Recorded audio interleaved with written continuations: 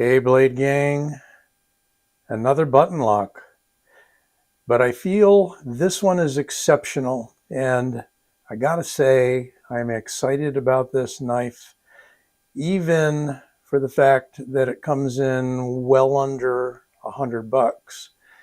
And it's called the Kizer. Yes, it's by Kizer, another Kizer button lock. It's called the Brat. Simple as that. B-R-A-T. And you see some pretty nice sort of almost a wood-grained G10 there, black G10. It's the only version available as far as I know. I would like to see them come out with this in other colors if possible.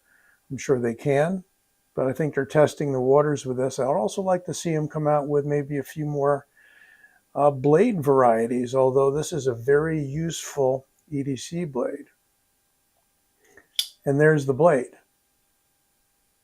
A simple drop point, very nicely done with a forward belly and a very shallow swedge with a full run of jimping that runs half the blade. So you jimping fans out there, you won't get jimped. Jipped, that is.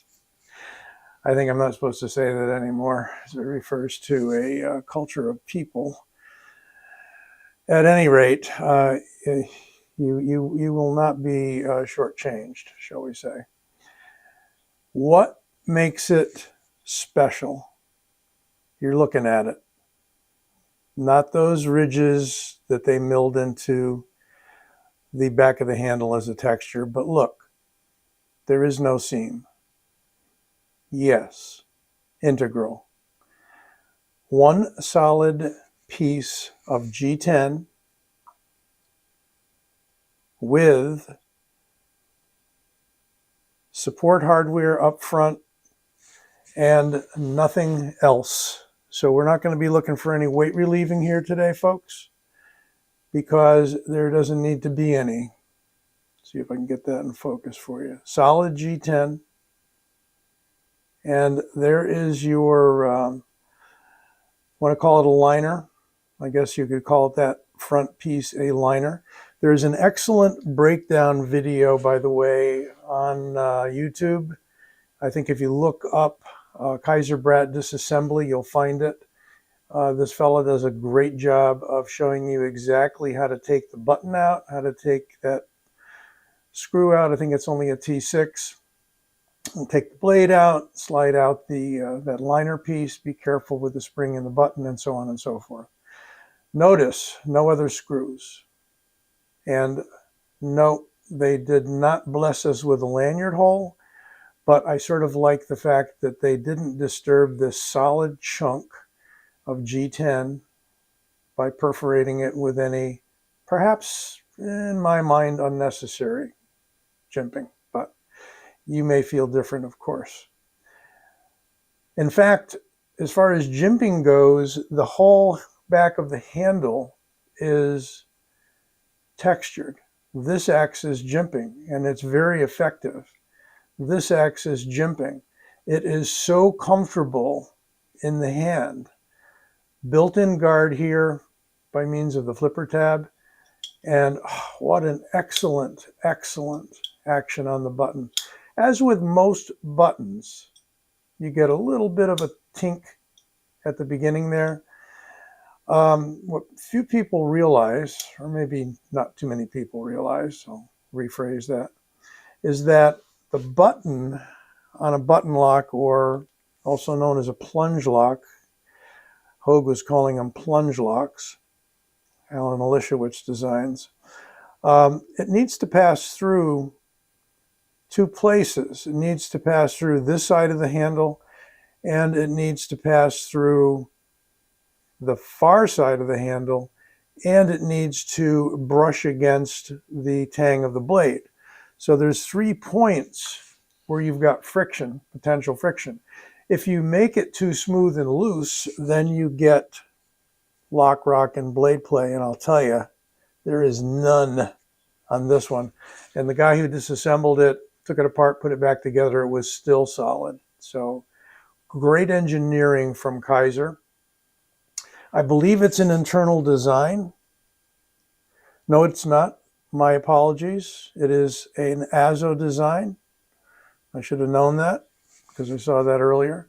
It is from 154 cm. And that's what they're doing with a lot of their, I would call them upper level budget, if there's such a thing, meaning well under 100 in the 70s, 80s. And I'll get you the price that I paid from White Mountain one moment. 89 bucks on White Mountain, less 10%, of course, if you use my discount code Old Sword. So that will take $8.90 off of that. Call it about $9. Call it about 80 bucks overall. I think it's worth it. You may not be blown away by the blade profile. This might look kind of plain and ordinary in utility to you, but it's got some features that I feel make it above average as far as even this blade shape goes. You got a beautiful forward belly for slicing work. Extremely high grind, just about all the way to the top. Pretty good blade stock, but that high flat grind is going to give you some excellent slicing capability.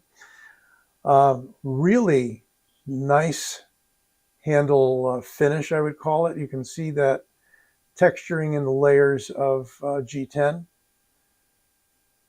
There you can see the contouring in the handle. You've got that arch to the back of it, which nestles nicely into the palm. And again, as I said, it's extremely solid and just a dream of action there.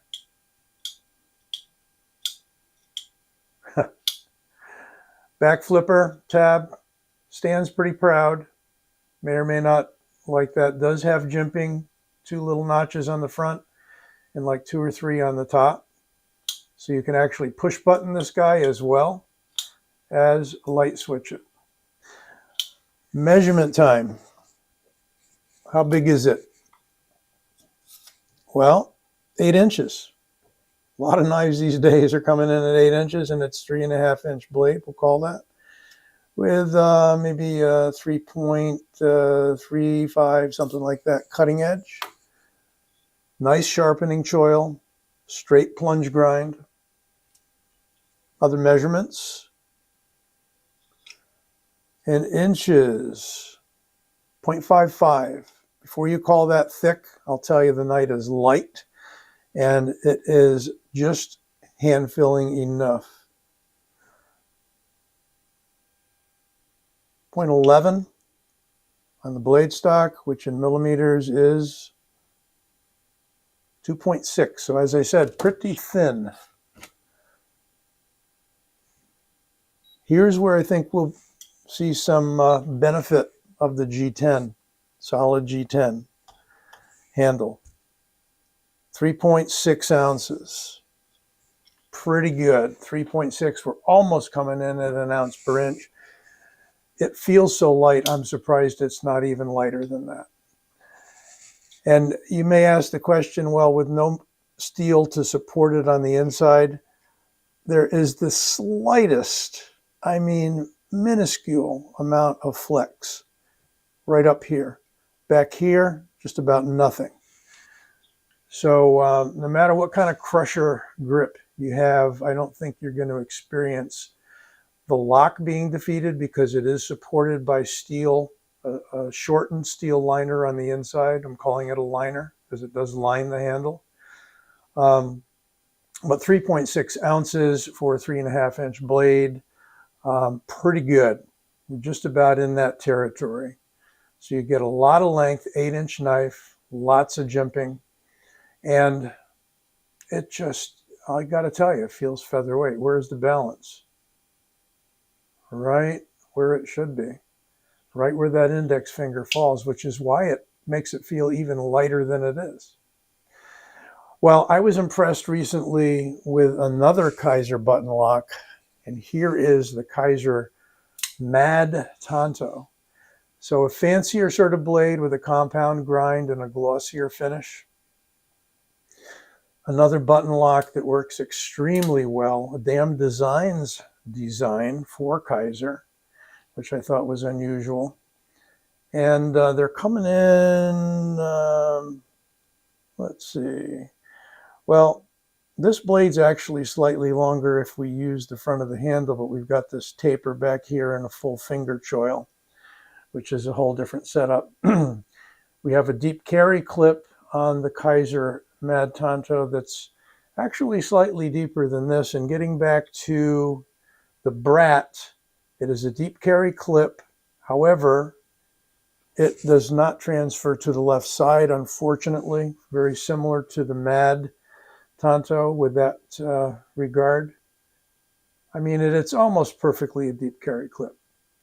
And it is surface mounted, not inletted. Or maybe it is. Actually, it is. So it is cut in, and we do have flat-headed screws. So yeah, very smooth in and out, and not too high a clip. Action in and out of the pocket's perfect. This is just smooth enough. Getting back to our comparisons, we'll say pretty much it's about the same size as the Kizer Mad Tonto. Now, here's a little treat for you. Here's a blast from the past. I did a review on this, I think at least 2 years ago or more. This is the only other G10 production integral that I'm aware of, and this is the Reich Tulay, T-U-L-A-Y. Has these inset contrasting colors. On this one we got OD green. It comes in like a bright red, and it comes with a carbon fiber insert. And they're still available. I think they did a new run of them at Reich. This blade is, I think, also 154 cm. Yeah, it is 154 cm. This is back when Reich was using the scrolly text. They recently got rid of that, thank God. You can't really read it. It is a liner lock as opposed to a button lock, so that Kizer may be the first button lock integral G10 production knife. I say production because perhaps some custom knives have been made that way. Don't know of too many custom makers that would go to that degree of effort, however, in a lot of machining, a lot of CNC work, a lot of CAD work, and so forth. This one has such a neat sound to it. I'll put it up near the mic one more time. Kind of a hollow clack on the Tulay. Deep carry clip on the Tulay. And it's not reversible. I think Love Them Knives, when these came out, did a review on it. And this is just a plug and anchor that holds it in. And you also have this as a thick metal piece that goes through from the outside. So that's how they were able to achieve the stability and anchor the pivot on the blade. This, therefore, is very unique because you have to take the blade out, take the button out, take the pivot out, and that small lining piece slides out. You have to sort of put a tool or a pick in there, and it slides right out. So it slides out the front rather than inserting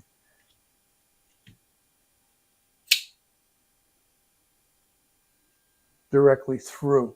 So this, once you take the pivot out, this is a very tight fit, and it comes right out from the side. So different approach for different lockup styles. Well, size-wise, how does it compare with the Griptilian? Probably pretty favorably size-wise. Griptilian seems to be ever so slightly longer unless I don't have the pommels lined up. I'm looking directly over the camera. You're looking at a slight angle. I would say it's the same size. Minuscule difference. Rat 1.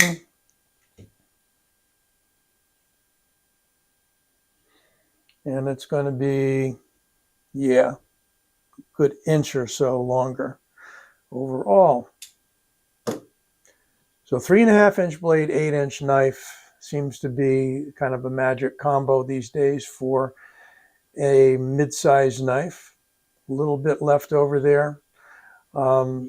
You are able to go point down, edge in although the guard sticks you a little bit here unless you come up a little higher, which you could. Not really the most comfortable way to carry the knife or to hold the knife. Reverse it with the edge out, feels much more comfortable. Seems as though this area here is more or less, because of the curve here and the built-in guards, are more or less designed to be held with the fingers on this side of the knife. Another look around. Look at that. Just has such a tremendous look because there are no seams. It's got that solid chunk of a handle, almost makes you think of a fixed blade. The way it's, just the look of it. Well, there you go. That is the Kizer Brat.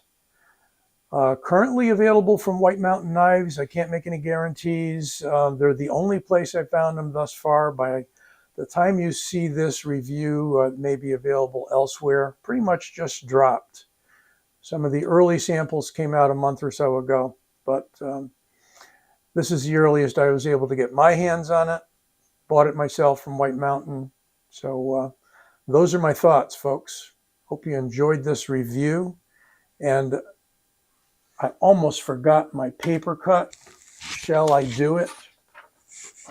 Got some extra paper here left over from my printer and a little test print after doing some head cleaning, my inkjet. All right. Yep. Yep. Yep. Once that paper is stabilized and doesn't walk away from the blade, it works well. So there you go. Again, don't forget to give it a like and subscribe. I'll be back with you soon. Got more stuff coming down the pike. Be well.